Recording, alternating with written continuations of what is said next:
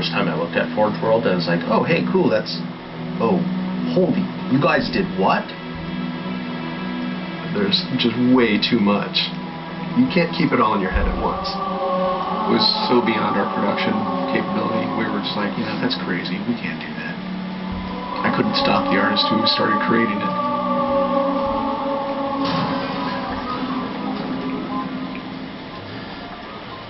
Forge is our editing tool that the players can build their own maps in. At its core, it's a map editor. We always had this vision right from the get-go, which is anyone can build anything. Giving the fans the tools, they can take it and run with it and make it their own. Forge World actually started as 5 separate maps. And I said, wouldn't it be cool if, like, you could play this and go over there, and then play over there if you wanted. And Forge World was born. There were a lot of people telling us that, no, you cannot ship this as one big map. We have this awesome new automatically generated LOD system called impostering that makes objects that are really far away really cheap to draw. We're pushing what we can do with the Forge budget, so that lets us have many more objects up on the screen at once, which lets us put more objects into Forge. Interesting to take the Banshee or Falcon out for a spin in Forge World, because it actually takes a while to get from one into the other. The second you come into the space, you should know that you're on Halo. Our old friend, the Forerunners, come back, because the Forerunners create all sorts of cool, interesting pieces of geometry. We wanted to give people a variety of locations that they could forge in a different way. So a gulch, an island, an interior, a very small outdoor pocket, and then the rock, which was kind of based off Ascension. Let's use a lot of interesting parts in it so that people can manipulate it, or we can change it. Why don't we bring back Blood Gulch and carve it all up in pieces so that people can start manipulating it in interesting ways. And then Sanctuary was the other one. The Cage in Paradiso, that's just Chad and I playing with the map editor and actually building cool maps within Forge World. I mean, we were doing that exactly how the fans would do that. We definitely looked at what we did in Halo 3 and said, what can we learn from this?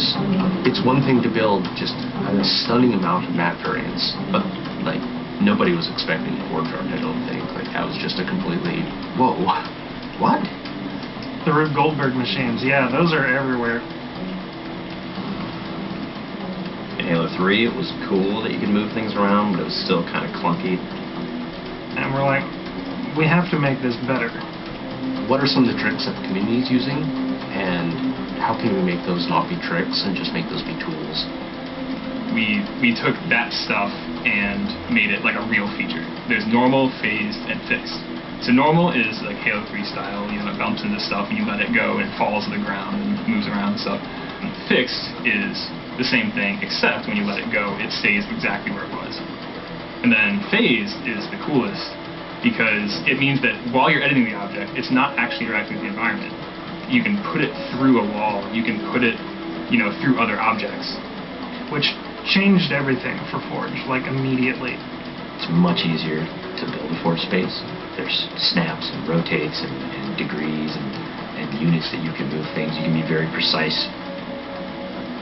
The camera controls, it's actually really good for object placement because like little touches on the stick don't translate into really sudden jumpy movements. And then we also have a fine editing mode. You click the stick in and then your camera starts moving very slowly. You're not spending like 3 hours trying to get one block to line up directly to 3 other blocks. You can select individual objects and say, get rid of all the objects of this type. So if you're trying to get rid of all the spawn points on a map because you want to go and replace all the spawn points, you can do that.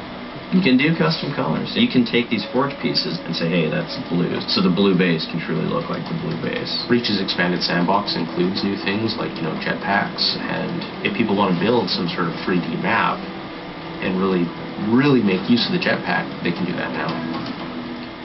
Custom game options and Forge go together like peanut butter and jelly. You're able to do things with game types that people might not even expect. My favorite example is King of the Hill, where the warthog is the hill. I'm super excited to see what people do with it when it goes out, because there's so much crazy stuff in there that's amazing. We are shipping maps on the disc that we made in Forge ourselves. So The tools are there. If you have the time and the talent, you can make it.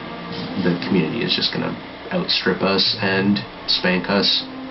With the new tagging system, you can save a forged variant, you can post it to your file share, and then you can say, you know, sweet new map. Things that are good are downloaded by a lot of people and passed around to a lot of people, and that makes the really sweet stuff bubble up to the top. I'm looking forward to what the next big community game type is going to be. We realized that Reach was our swan song to Halo, and what better way to do that than to let people do what we've been doing all along, which is creating new, cool maps. It's nice to go out with a bang, and this is a pretty big one.